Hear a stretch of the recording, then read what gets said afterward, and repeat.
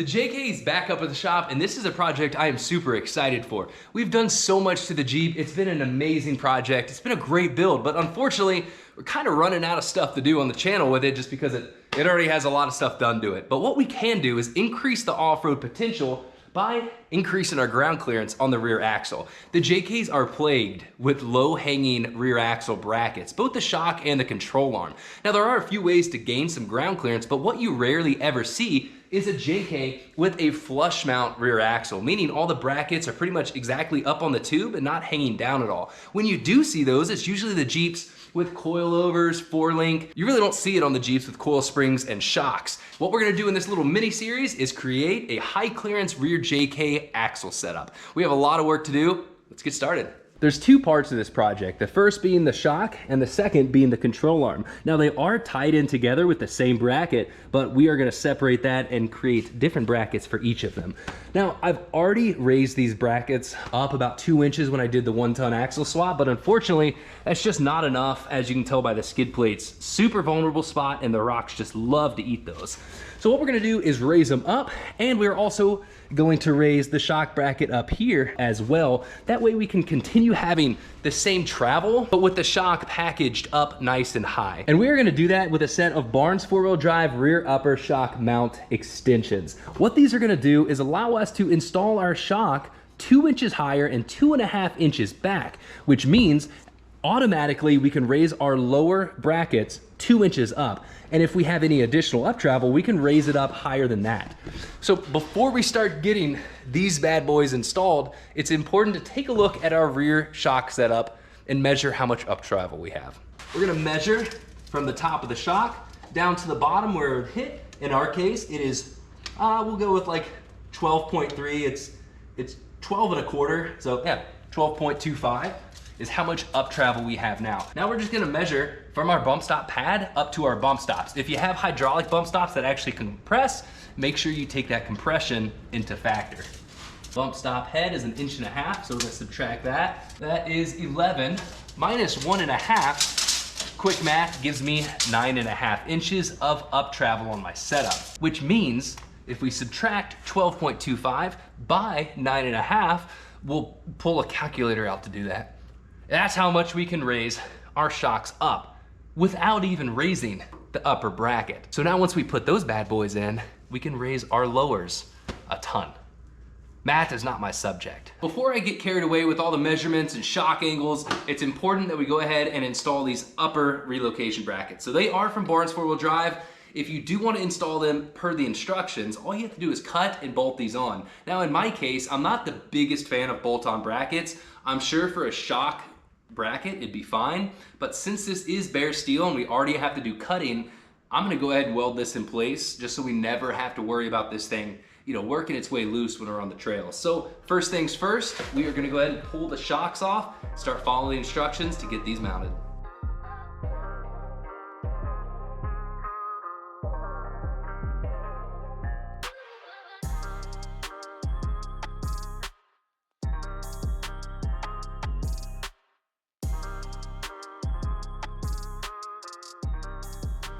The passenger bracket is in, and at this point it'd be ready to drill these 3 holes, put the bolts in, but in my case, we are gonna weld it up here shortly. So installing these guys, super simple. You do have to cut the bracket, the factory bracket, but Barnes does give us a template, so you break out your little arts and crafts, mark it, and then bring out the Sawzall grinder and cut away. So we're gonna knock out the driver's side real quick. And in my case, we do not have to relocate the sway bar. So they do send a bracket to relocate the sway bar back.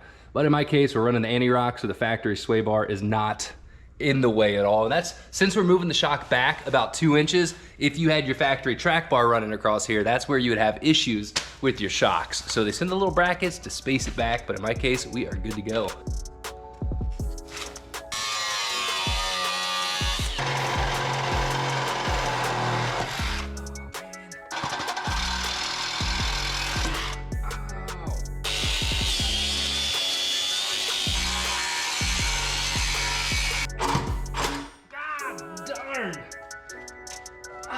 It's like the 4th time. My hand is messed up now.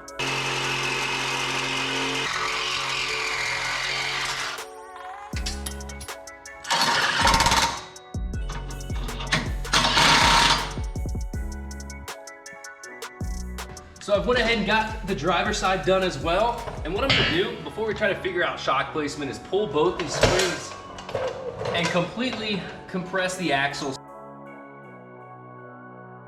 Now before I start welding and cutting all these old brackets off, it's important that we actually test fit this and make sure everything fits. Brought the axle all the way up to full bump, meaning it can't go up any higher. And we're gonna go ahead and check our shock clearance and make sure it fits. So the plan is to weld these 2 shock tabs. These are from Barnes as well. I've went ahead and kind of massaged a few spots to fit on here. And before I cut this big anchor off, I wanna make sure that everything is nice, especially before we cut this off and before I weld this to the frame. We're gonna position the shocks right here on this front face. Now I do wanna say, like, this is not a factory JK axle. However, it is running JK specs. So all of the brackets were put pretty much back in the same spot as factory. So if I can do it on this, you can probably do it on your JK axle as well. Now, these upper shock brackets are designed, you know, if you put those up in there, you can raise your factory shock brackets up 2 inches as well. You know, like Synergy makes the kit. I did a video on that a few years ago. It's a bolt-on kit. You cut it, bolt it on, and your shock is 2 inches up higher. So theoretically, if you did the upper and lower, you could keep your same exact shock.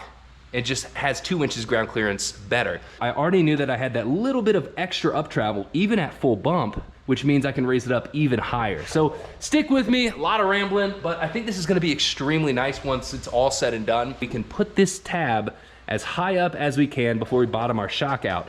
And we do need to make sure we have the correct orientation. So when the shock is at its natural ride height, you can see that that bolt hole is not flat. There's actually like a 10-degree angle. So what we're gonna do is make sure we mount this on the axle at the right angle. What we can do is just, before we chop this off, mimic these angles just up a little bit higher.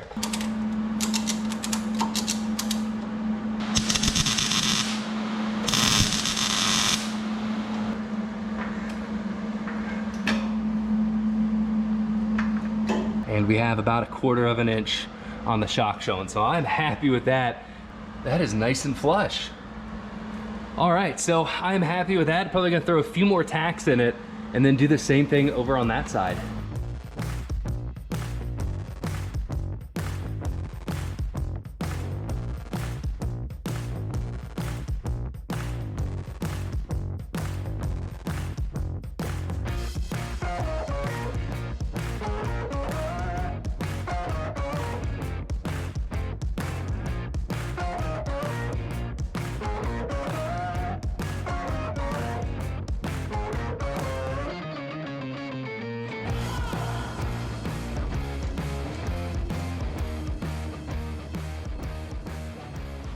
And just like that, the driver's side is set up too. Now there is one thing I didn't mention, the fact that I flipped the Falcon shocks upside down. Now you can't do that with every single shock. The reason I did it with the Falcons is 1, you're able to, and 2, the adjustment knobs hanging down, I think it would have just created a little too much clearance issues with the track bar here. As you can tell, we have just enough room at full bump right here. So I think if that was flipped over, I forget which way the piggybacks go, but it is important to make sure we have track bar clearance up against our shock. But that right there, we're gonna call that good. Start welding all this in. So before I weld these brackets up, I'm gonna keep the little shock bushing, slide that inside. That way these brackets aren't gonna distort and not be able to fit our shocks in when it's time to reinstall them after welding.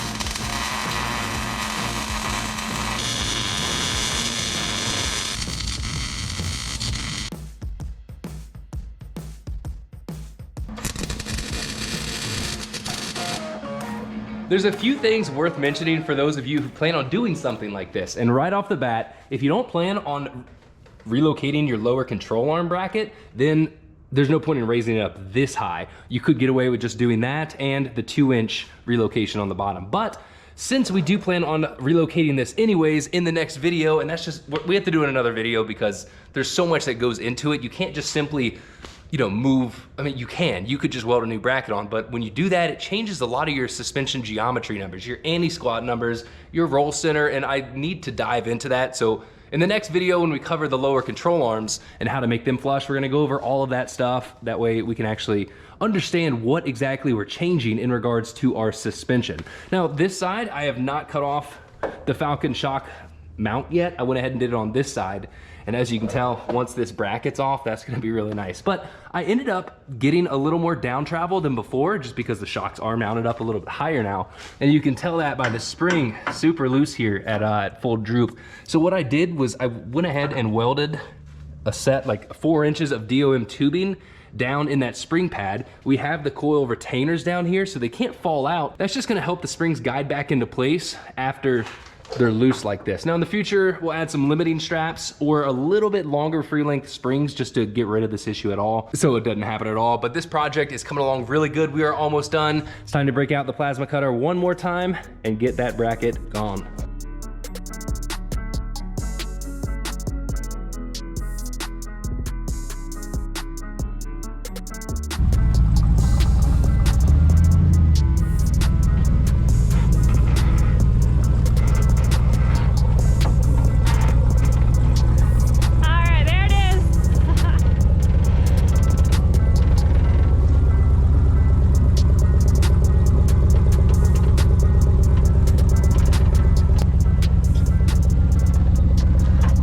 We ended up gaining an impressive amount of down travel just by flexing it on the tree.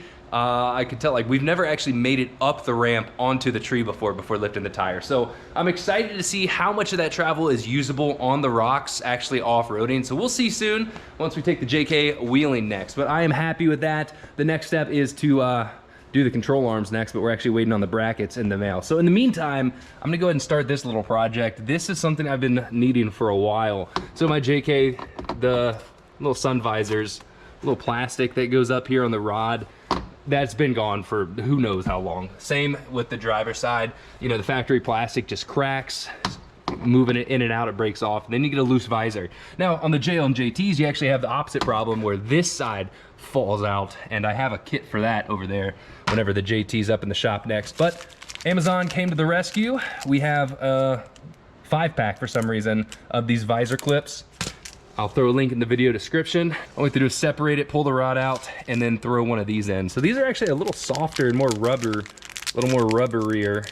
Rubber, that's a word, right? But it's a little more flexible than the factory plastic. So hopefully these will last, no telling. I'm gonna set the camera down, spread this apart, pop that new one in. Well, at least that's how it's supposed to go. It's never that easy, is it? Oh man, okay, so you definitely have to pry that. It takes a lot of force to spread these enough to get it out. There we go, so we're left with that. If yours is cracked or whatever, you just pull off all the crap and then pop one of these guys on.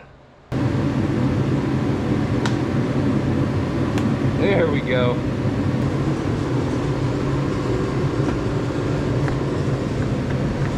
You can actually see how the driver's side had a little bit of that plastic left over, all dry rotted and stuff, so. All right. If you have a hard time pulling the pin out, you could always just pop the 2 screws, remove this, and bring it to a bench.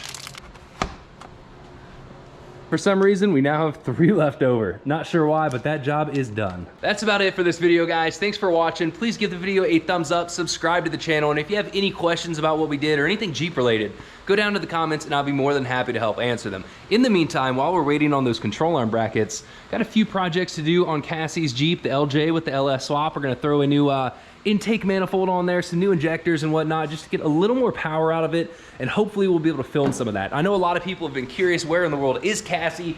What happened to the LJ? What happened to her? What happened to her channel? I've been locking her up in a basement, so I'm just kidding. She started a new job here in Oklahoma City. It's a great job. She likes what she does, so can't blame her. Now, she is gonna be on the channel more frequently, not her channel, probably this one. We're gonna have to kind of merge the two, just with, you know, a full-time job and a YouTube channel and kids and dogs. It's hard to do, I'm not gonna lie. So stay tuned on that, and we do have another project here in the shop, but that's gonna be its own video. What in the world are we doing with another Jeep, guys? Stay tuned, see you later.